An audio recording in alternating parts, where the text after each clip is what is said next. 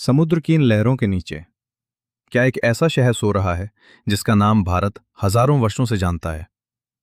द्वारका। इस वीडियो में क्या खोजेंगे? आज की इस यात्रा में हम जानेंगे द्वारका की कहानी कहां से शुरू होती है, कृष्ण के मथुरा छोड़ने की परंपरा क्या कहती है, समुद्र के नीचे वास्तव में क्या मिला, पत्थर के एंकर हमें क्या बताते हैं, समुद्र ने प्राचीन तटरेखा को कैसे बदला, और सबसे बड़ा सवाल, क्या पुरातत्व हमें कृष्ण की द्वारका तक पहुंचा सकता है? समुद्र के नीचे छिपा हुआ शहर। कल्पना कीजिए, आप समुद्र के किनारे खड़े हैं, सामने अनंत तक फैला हुआ अरब सागर। लहरें लगातार किनारे से टकरा रही हैं।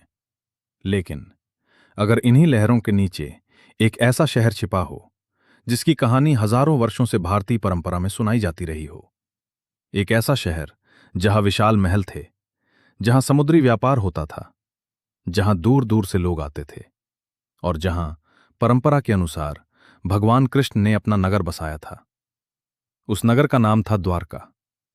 कहा जाता है जब कृष्ण ने पृथ्वी से प्रस्थान किया तो द्वारका का अंत भी निकट आ गया। समुद्र आगे बढ़ा और धीरे धीरे एक पूरी नगरी उसकी लहरों में समा गई। लेकिन क्या यह सिर्फ एक धार्मिक कथा है, या इसके पीछे कोई वास्तविक ऐतिहासिक घटना भी छिपी है?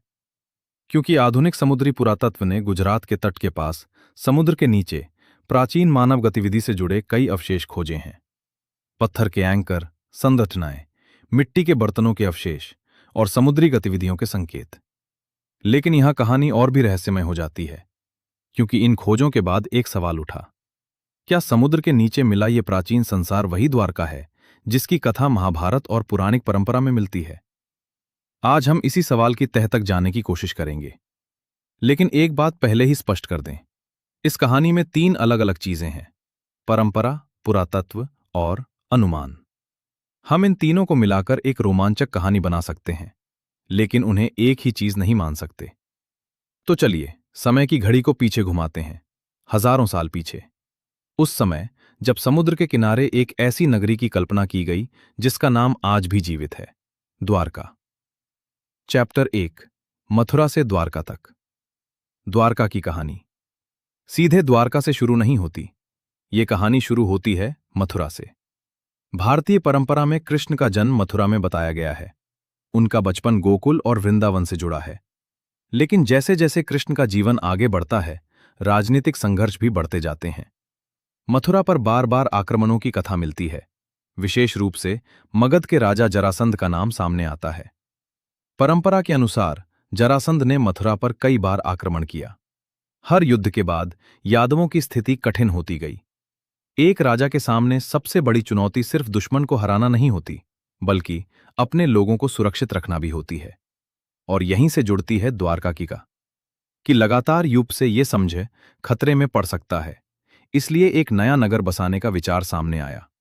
एक ऐसी जगह जो मथुरा से दूर हो, जहां प्राकृतिक सुरक्षा हो और समुद्र के रास्ते व्यापार की संभावनाएं भी हों। परंपरा के अनुसार यही नया नगर बना, द्वारका।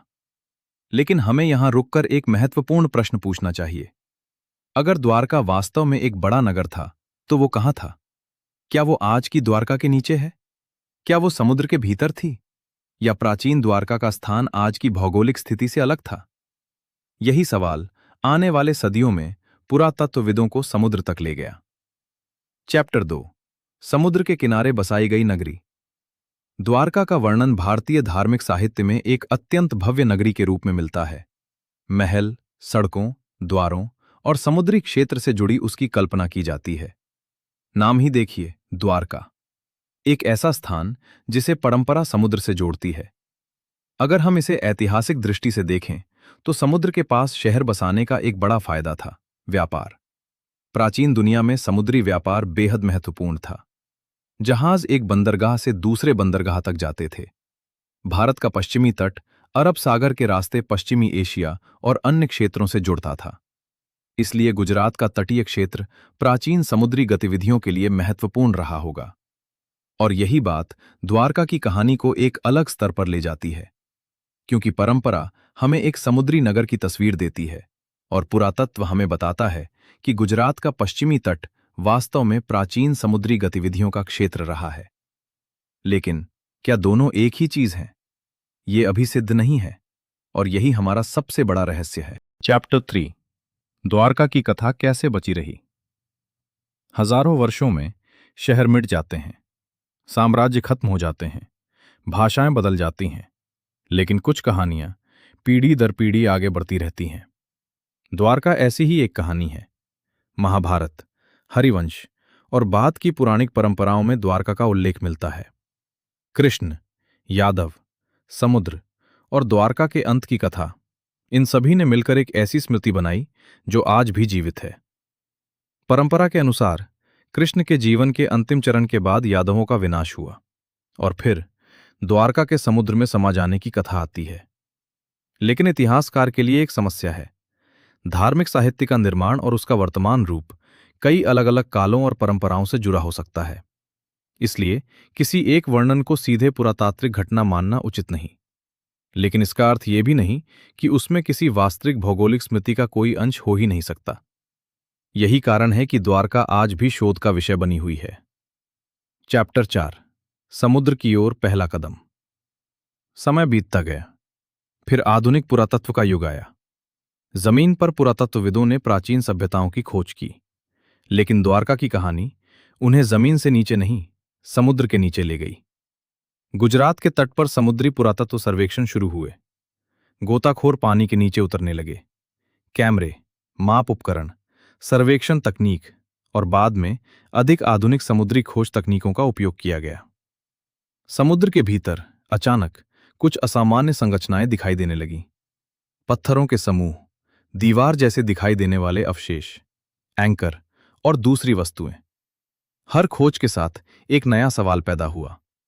क्या ये किसी प्राचीन बंदरगाह के अवशेष थे? क्या ये किसी पुराने तटीय नगर का हिस्सा था? या फिर क्या ये वही द्वारका थी? चैप्टर 5, पानी के नीचे की दुनिया। कल्पना कीजिए, एक गोताखोर समुद्र में नीचे उतरता है। ऊपर से आती रोशनी धीरे धीरे गायब होती जाती है।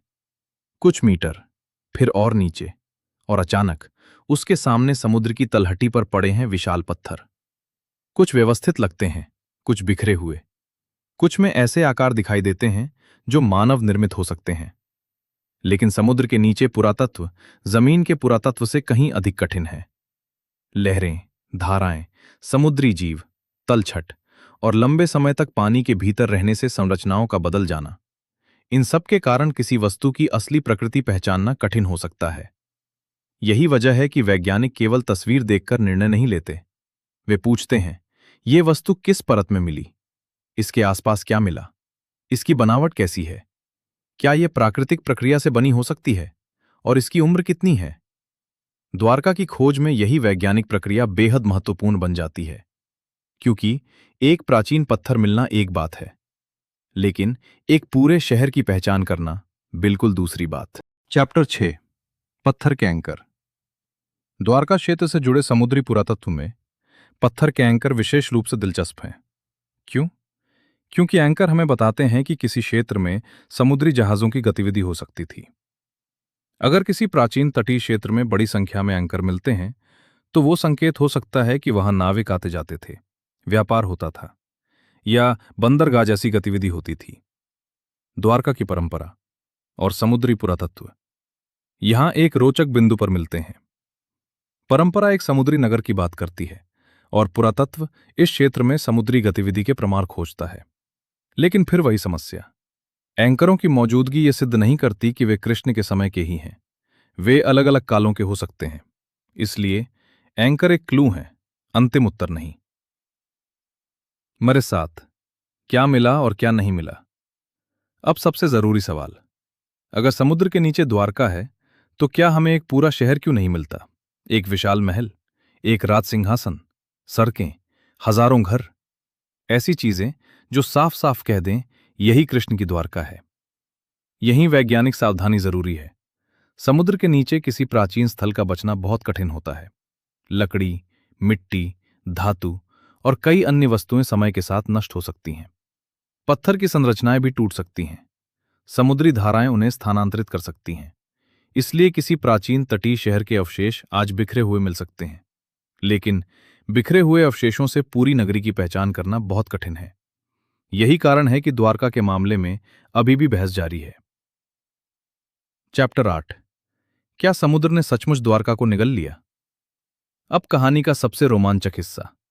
क्या कोई शहर वास्तव में समुद्र के नीचे जा सकता है? बिल्कुल। दुनिया में कई प्राचीन तटीय बस्तियां हैं जिनके कुछ हिस्से समुद्र के नीचे मिले हैं।